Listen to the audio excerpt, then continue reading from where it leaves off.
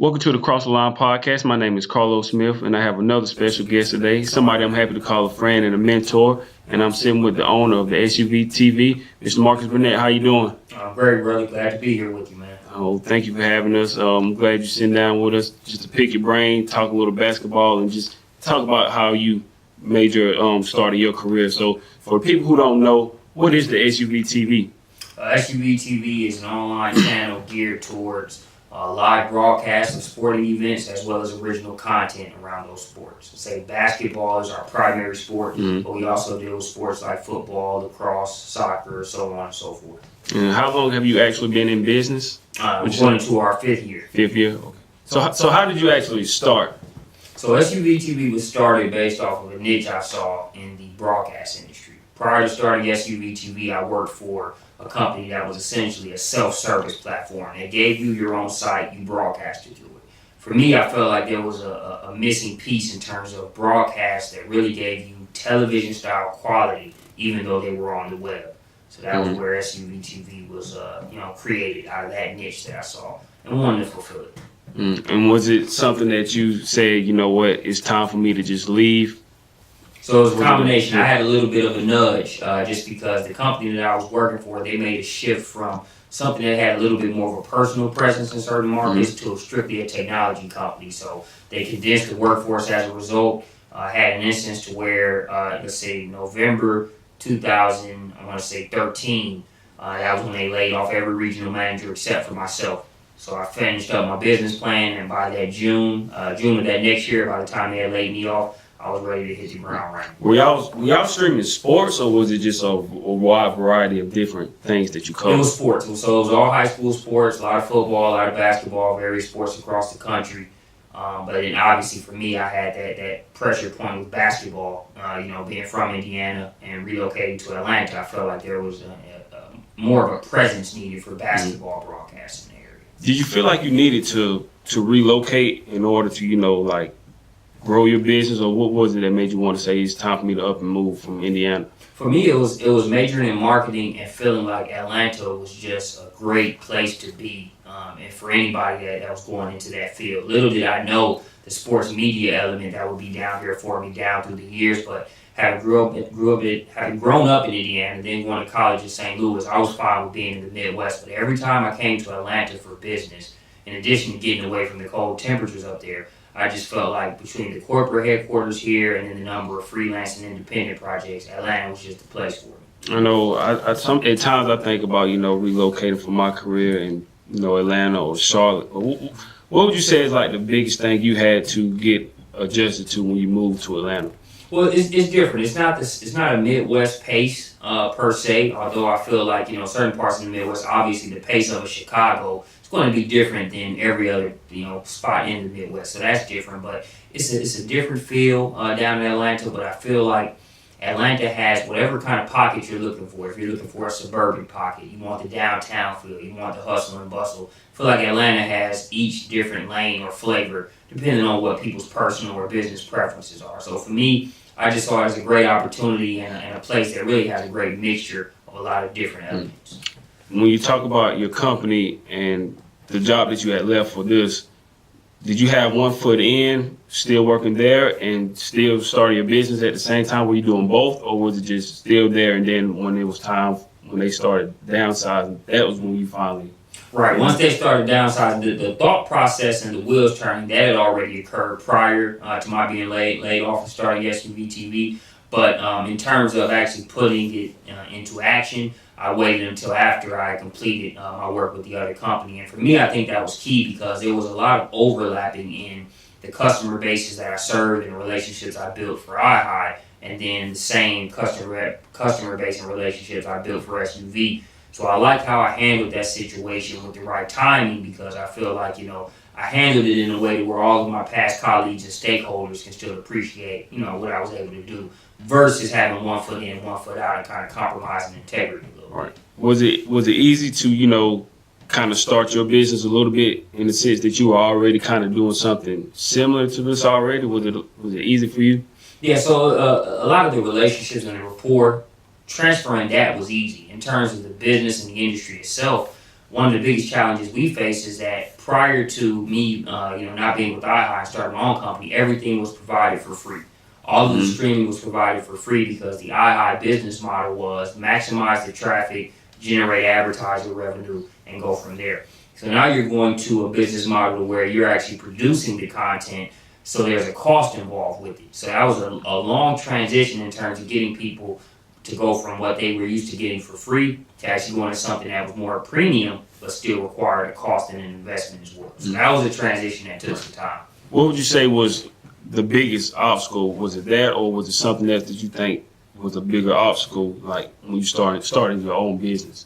I would say that was probably the biggest obstacle because, when you're starting, obviously, there's not a ton, everything was invested from my wife and I, our savings, as well as my 401k. That was our total investment. So no outside investors. So that was tough in terms of being able to still put out the work that we need to really get our names out there, but then also realize that it's going to take time and ramp up period for people to get used to paying for our services. So that was a tough point. That was an obstacle. I'd probably say the biggest one. But again, it's one of those things where you got to kind of put the time in to not only be a thought leader in the space, but to really just make sure that people can tell the difference in quality. And would you say that was pretty much your only option after you left there? Like you were saying, you and your wife had, and taking money out your savings. Did you feel like this was really your only option since you took all that money and just invested it? Did you feel like this was it? Well, de jure wasn't my only option because from a marketing standpoint, I had other interests. I could have taken other positions, but de facto it was my only option because for me,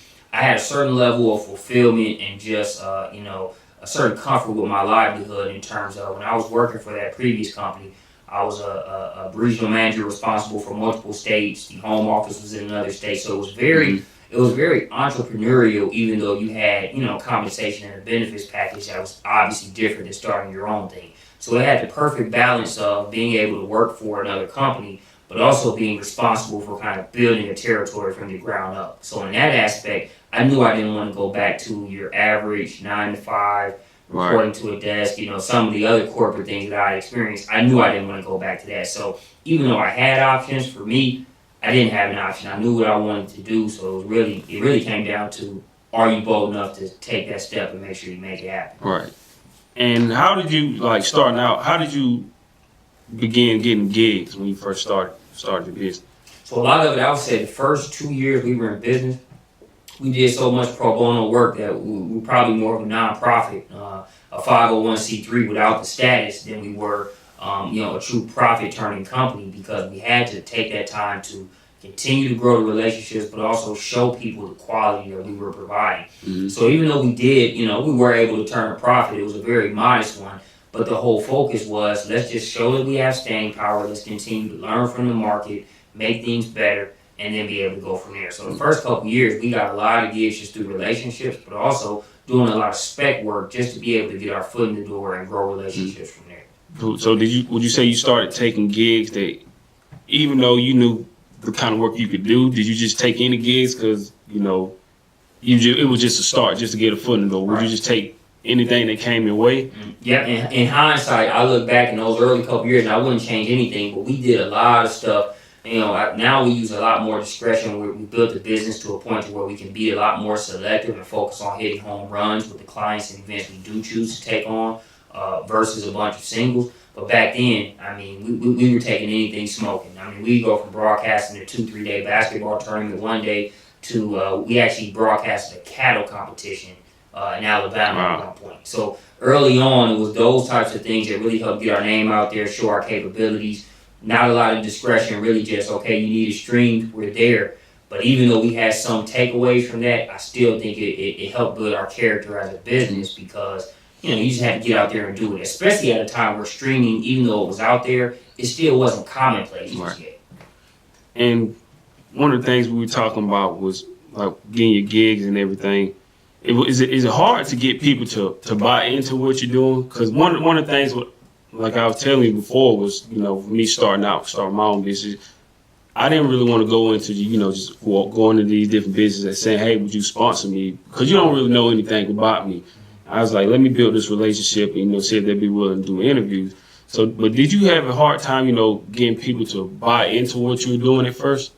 I won't say it was a hard time. I would say I just went into it, and even though I've gotten more patient with time, I went into it knowing that it's a process. For me, I've always been a marketing guy, not really a sales guy, because I feel like if you market and position yourself appropriately, that's going to help the sale a lot more than a hard, aggressive, do this, do that approach. Because like you said, the client has to know you, you have to get to know them, and that just takes a process. Right. We get bombarded with so many advertising messages to a point to where, an advertising message might not break through the clutter.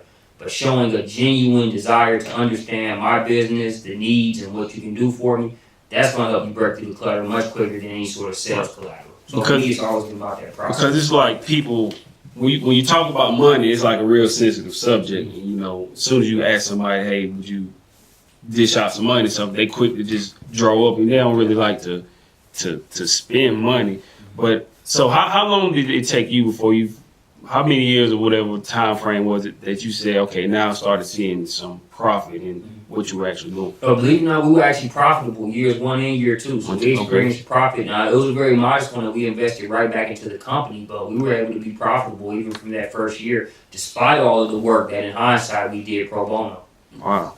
What about gigs? Are you at a point now where you have to actually start turning down gigs because you have too many, or how is it now? Yeah, we're blessed to be at that point. While we continue to grow and scale, we also make sure we get to a certain point where we're not watering down the product. And also, we want to create a competitive advantage for the events and the clients that we serve. So we have become more selective and turn down certain events at certain times. We've also had instances where we might turn down an event at one point, but then you look down the road and then we're able to work together. So it's all about a timing thing. Do you feel like you may have missed out on certain opportunities because you turned down gigs, or do you look at that? Well, ironically, we haven't really turned down a ton because usually we always find a way to incorporate it into the schedule. Things that kind of work. For those that we have turned down, there really haven't been any regrets because we've got certain criteria that we use to vet certain opportunities. So if it doesn't pass through that criteria, we can rest easy because, it just wasn't a good fit. And what all sports do you guys cover now? So we have vertical channels in basketball, SuvTV, football, SuvTV, football, and then lacrosse Fire TV. Those are our 3 vertical areas, but we've done sports from boxing, hockey, baseball, softball, volleyball, so we do it all. Basketball, football, and lacrosse are just our 3 channels. And is it pretty much mostly high school and college, or? Yeah, over 80% of it is high school. For lacrosse, that's a college property. Then we've also produced NCAA Division I men's and women's basketball, as well as some semi-pro / celebrity events as well. And it seems like a lot. So are you able to, being an overseer and running your own company, are you able to, relax and take a vacation? Because sports are year round. It's like nonstop. It's basketball, football, baseball, soccer, anything, just about everything you can think of. So are you able to at any point, just get away and take a break? It's a combination. We're always working for work-life balance, my wife and I, so we are able to build in some breaks, but it's kind of one of those things to where when you're doing what you love, there's a thin line between relaxing, vacation, and work. It's very thin. There are times where my wife and I will set time aside to relax and go on a vacation, but we'll almost make ourselves miserable because we're trying to separate ourselves from the content and from the laptops and from what we're doing. But the reality of it is we enjoy what we do. So it's times where we don't overdo it in terms of vacation and breaks. If you enjoy what you're doing, you still have to get your rest and be able to put the computers down for a second. But at the end of the day, don't make it harder than it has to be. A lot of times we work around the clock. Sometimes we get a break in. We balance it out. When you love what you do, same difference. Who would you say were some of your mentors, in broadcasting and in sports? Who would you say were your mentors? Oh man, great question. Great question. I don't always take time to really think through, just trying to get it done. But I would say early on from a broadcasting standpoint, I would say Jim Host was very influential. Anybody that's from the Lexington, Kentucky area or really dealt with college basketball at a certain time, he was a pioneer in terms of college basketball. The first NCAA March Madness promotion. I don't know if you remember back when Pizza Hut had the little basketballs and around the NCAA and Final Four. That was Jim Holt's thinking. He was also the chairman of iHigh when I started. So in terms of a lot of the different layers of business, sports media, and different thought leadership elements that he had, I took and I soaked up a lot in those years. From a broadcasting standpoint, he was very influential. I'd also say Clifford Franklin, who was the CEO of Fuse Advertising. That was an ad agency I joined right out of college. What was huge about him is that not only did he have one of the best multicultural and general marketing ad agencies in the country, but he also did it with his wife.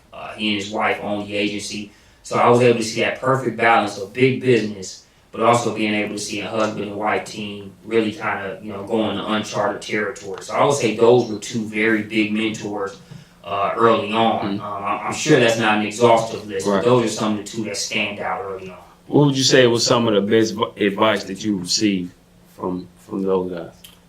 I would say from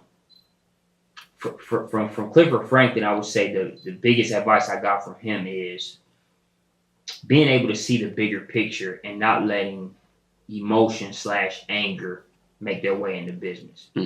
Coming out of college, there's even when you don't realize, and I won't say it's as bad as they try to give millennials a bad rap for it, but there's a sense of entitlement in terms of the university I came out of and wanting this and wanting that and expecting this and expecting that. And what Clifford Franklin at Fuse helped me really kind of compartmentalize is, yeah, you might see things a certain way and feel a certain way about certain things, but what does that have to do with business and the bottom line? And are you communicating and handling yourself in a way where it's more about the business or it's more about you getting your point across or doing whatever? And for me, he helped me find that balance, because you don't have to sell your soul or be disrespected as a professional or man in order to make sure that you're just balancing it and not letting emotions or short-sightedness get the best of you. So that is something that I really apply to this day, because even though I used it in other corporate settings, now as an entrepreneur and business owner, there's things that he was telling me and lessons he was teaching me back then out of college that I hold on to so tight every day, because now I'm in more of a position that he was in terms of being an owner and doing what we do.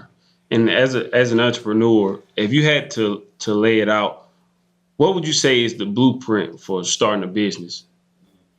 I would say, and obviously some of this is going to be industry specific, but I would say overall, you have to have a business plan and a business model. And when I say business plan, I feel like that term is thrown out, and a lot of times people think it's this big 60, 70 page document. And the level of specificity is going to vary depending on the industry, but a plan doesn't necessarily mean some big bulky document. It's just a framework. A lot of times people don't think things out enough in terms of their plan. So not only being able to have an idea of what you want to sell, who you want to sell it to, but some of the other business model elements that are going to make sure you're in a position to where in 3-4 years, it's not just the initial drawing board that you had. In 3-4 years, you've got a business model that you can kind of edit as you see fit. And then also, I think you have to build in pivot points to your business model these days. Blockbuster Video didn't build in a pivot point. Right. Toys R Us didn't have enough of a pivot point. So you see industries to where people are leading an industry, but then they let it kind of, pass them by. So you got to be able to know when to pivot and how to stay true to your business plan, but make the adjustment. Right. And as a businessman, one of the things I struggle with, like I told you about, was, like doing what I'm doing. Like eventually, like I'll say I put up my own money, invest my own money, do T-shirts and giveaways and everything. But it's, some people tell me, you need to start. Love what you're doing, but you're not gonna be able to last if you're not, making something off of it. So how did you figure out, what to charge for your services and all those different things? Was it like companies at first just throwing the money at you at first and you just taking it, or did you sit back and kind of negotiate? How did that come? Well, there are so many things. I would say controlled chaos is the best way to describe it, because you need to have an idea on what it costs you to do what you do and what you have to charge to build a profit in there. But then you also have to be sensitive to the market and what the market is dictating. But then you also have to know when to push the envelope for the market.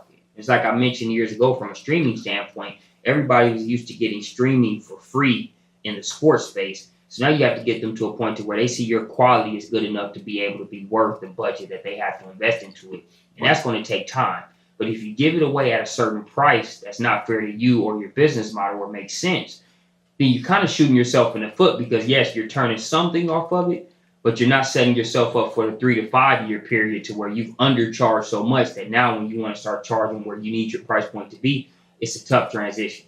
So you got to know how to balance what your product is worth, what you need to charge, what the market will pay, but also what do you do behind the scenes to where if they're only willing to pay this much, how do we market or how do we provide enough added value to where we can close the gap and make a difference and charge what's going to have us in business for another 10 years versus what's just going to get us something for this year and then have us, back to the drawing board next year. Right. So it's a combination of it. So how long did it take you to finally realize that, this is something you see like staying long term, not just a couple of years? How long was it before you figure out like this, okay, I'm in it for the long run? I'll be honest, brother, before the SUV logo was even designed, I knew I was in it for the long run. Wow. Because for me, it was just only going to be a matter of what adjustments will I need to make. I know I'm not going to see it perfectly right off the bat and just know everything and will never have to make any adjustments or in-game audible. I knew that wasn't going to be the case. Mm-hmm. So it was really just going to be, how do we get out there, get that feedback, see what the market is doing, and be able to incorporate that into what we do moving forward. But in terms of staying power, I knew early on that what we had was good to last. Do you see anything in the foreseeable future where you may have to, like you say, pivot again and make a different transition and adjust to what's going on?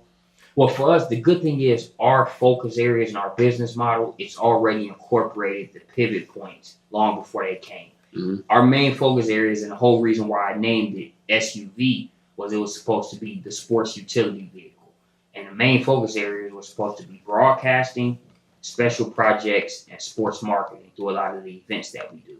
And when you look at those three focus areas, everything that we've expanded to or things that we're considering expanding to now, they all fall under that area. So for a broadcast, you've seen us grow in that space. That's always going to be a key part of it. From a sports marketing standpoint, we work with events to where we don't just come and broadcast. We provide on-site experiences. We run instant replays to a video board. Mm-hmm. We have promotions to engage and incentivize the audience. And then special projects, that's just always been that general area that I felt like we pulled from the ad agency. Because one thing I liked about working in an ad agency is that you weren't just pigeonholed to just one area. It wasn't just marketing, just media buying, just advertising. It was really a suite of expertise that you use to get problem solved for your clients.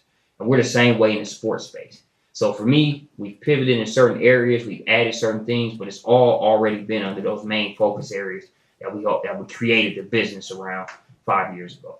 You see, you know so much about this business already. Do you have other people that reach out to you and ask you how they can grow their broadcasting business?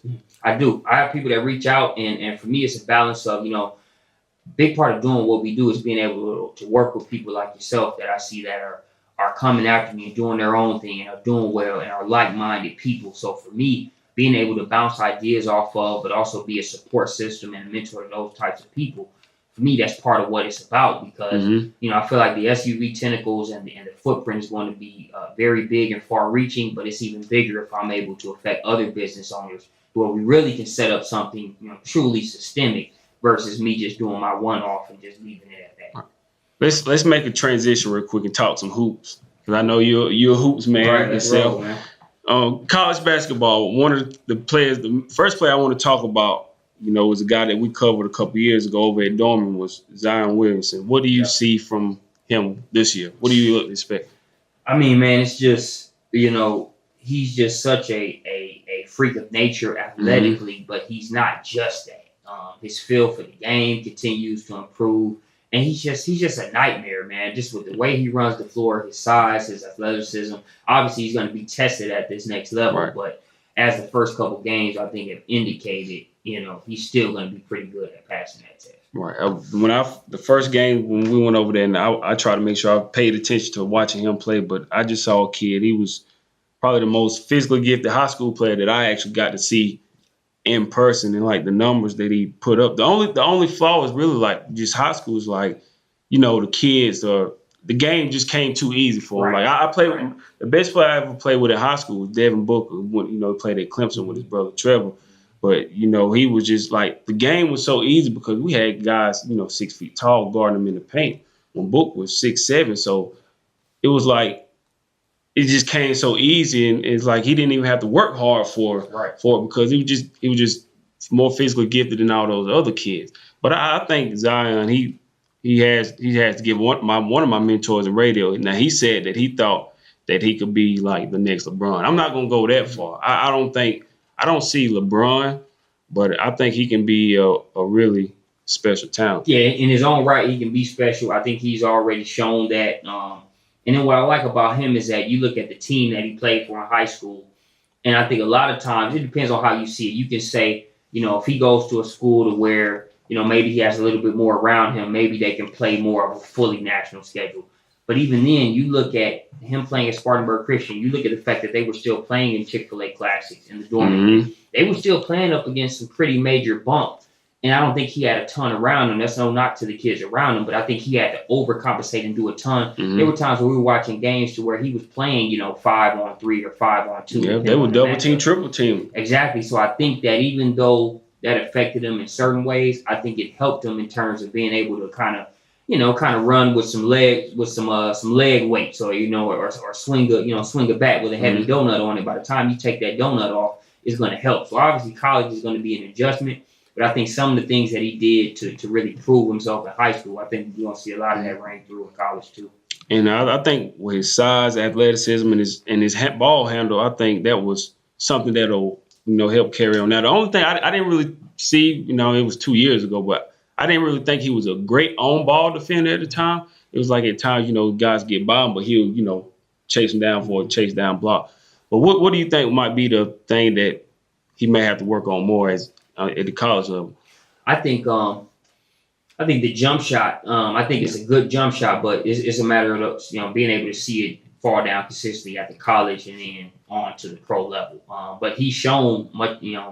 His improvement in that area, I think, is good. I think defense wise, I like what I see him in terms of being able to defend the pick and roll and be versatile enough to defend players even beyond his position. So I like that. I think the jump shot. I think if he can knock down his jump shot consistently. How do you guard a guy that can knock down that shot to where you have to respect it and close out accordingly, but can also put it on the floor? And then once he gets, it's not like he can get within a certain radius. Like his radius in terms of being able to take off is totally different than the average guy. It is. He's gonna be a nightmare. He is, and I think this, like you said, not knocking the other kids, but like this will be the first year where he's playing with some of the top kids in the nation. I haven't really seen the other kids yet, but it's just RJ Barrett, Reddish. I heard Barrett is for real. Yeah, he's for real, and Reddish is on that same tier, man. So it's just like they're gonna be. They're gonna have something to say about who wins. Yeah.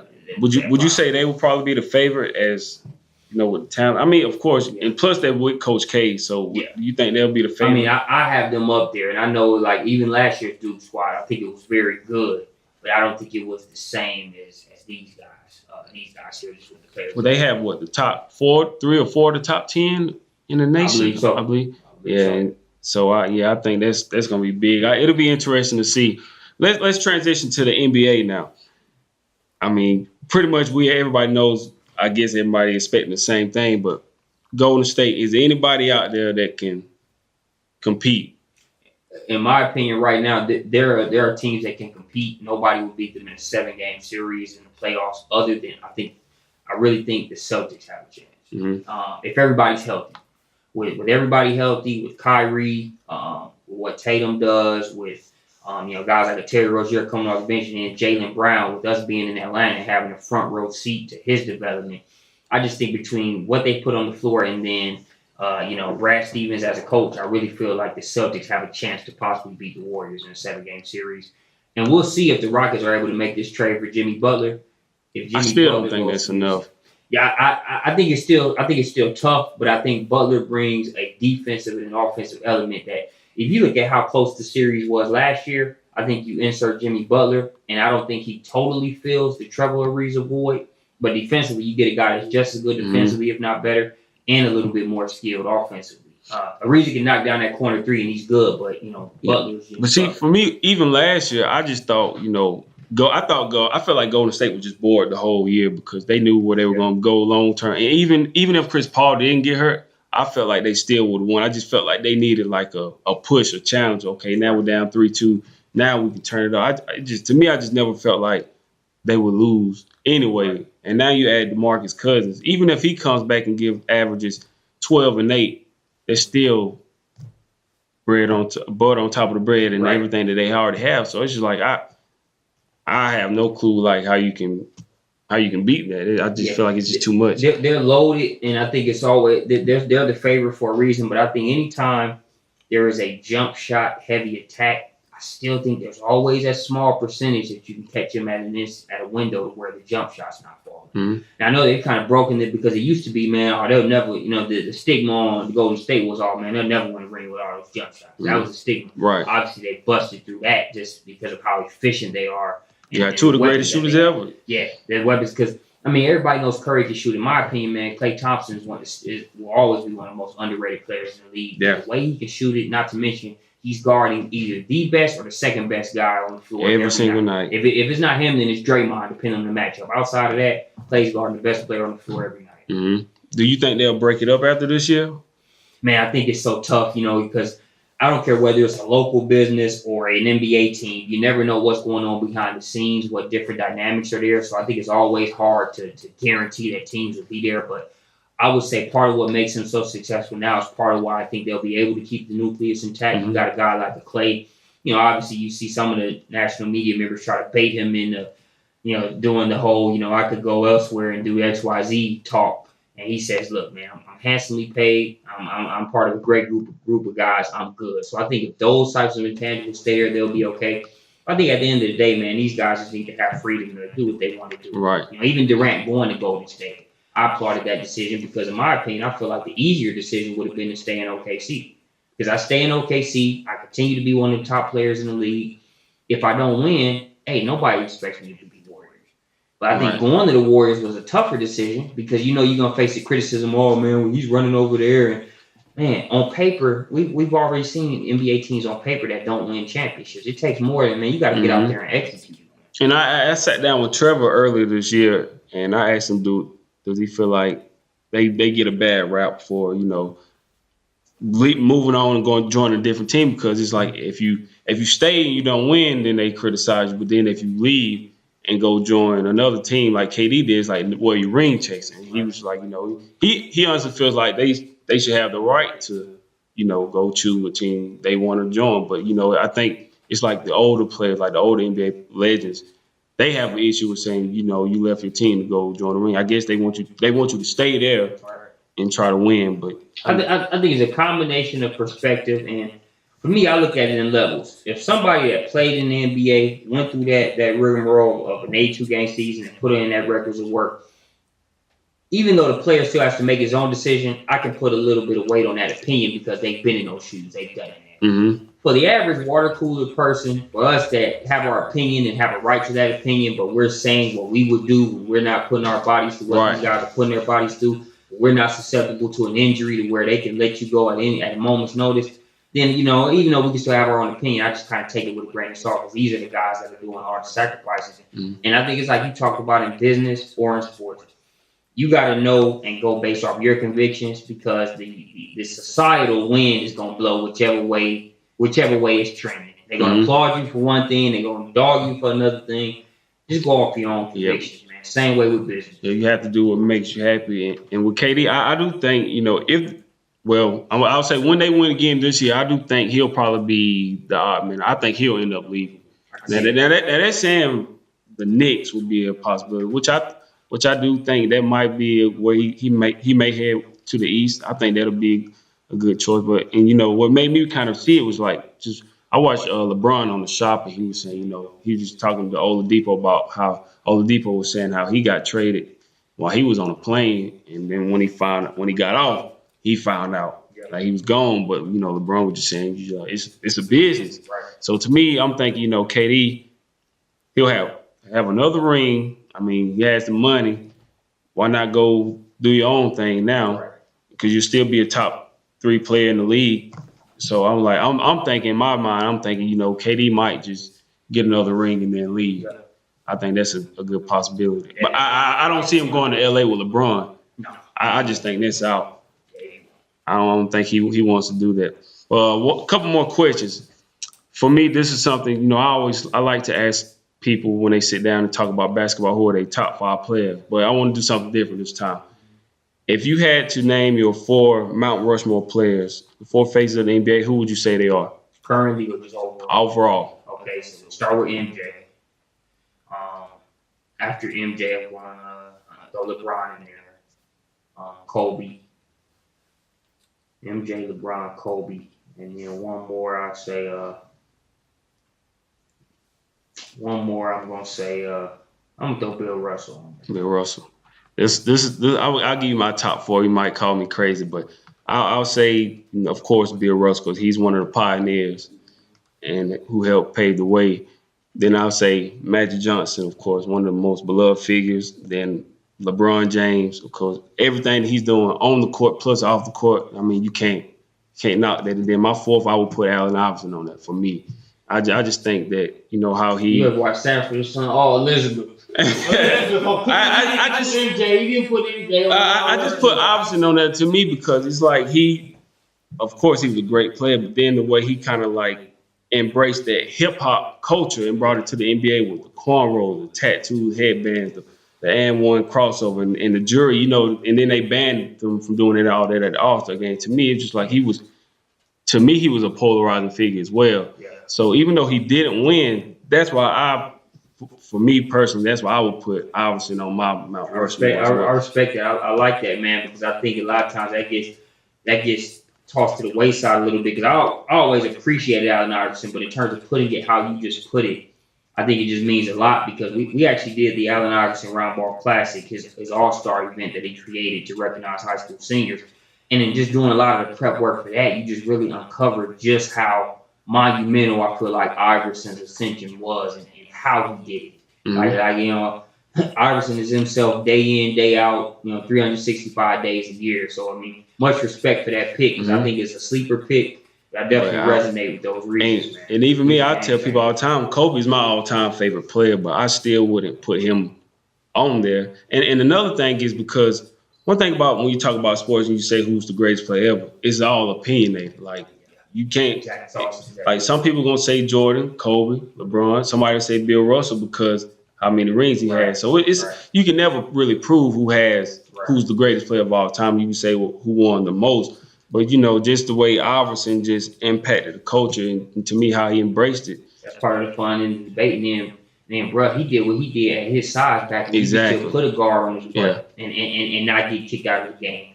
And part of it for me is, I was a baby when Jordan was playing, so I didn't really get to see him play. But, I grew up watching Iverson and LeBron. So, to me, it means a little bit more to me as well. But I think it's like when you actually grow up watching them, you kind of get, when you're living in that moment, you have like a feeling for it, like a feeling.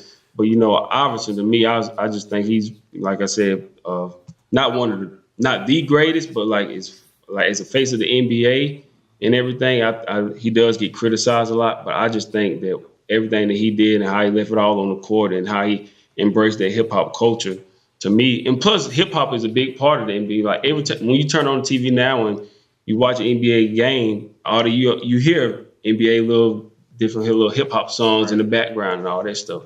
But I think Iverson was one of those guys that kind of really, truly embraced it. So that's why I put him in there. One final question before we get out of here. What would you say is your ultimate goal?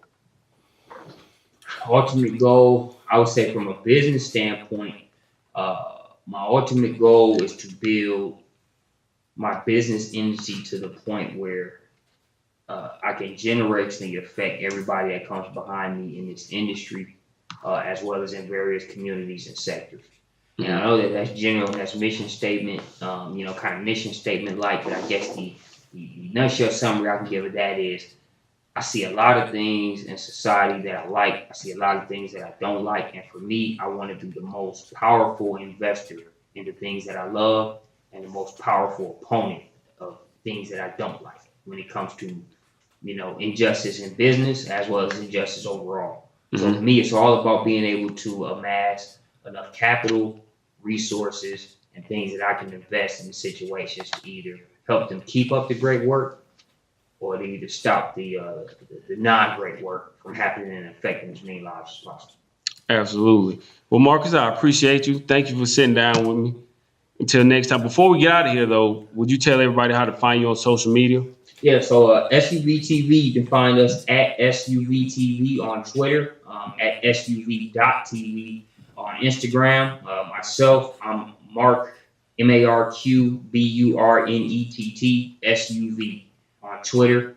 I had to take Mark, man, because Marques Burnett was taken. And it was taken by a guy that's tweeted twice since. Oh, man. And man, if you're listening to this, man, let me get Marques Burnett, man. And then on Instagram, it's Marques Burnett, SUV. All right, there you have it. Until next time, keep chasing dreams. This is Across the Line Podcast. Thank you for listening.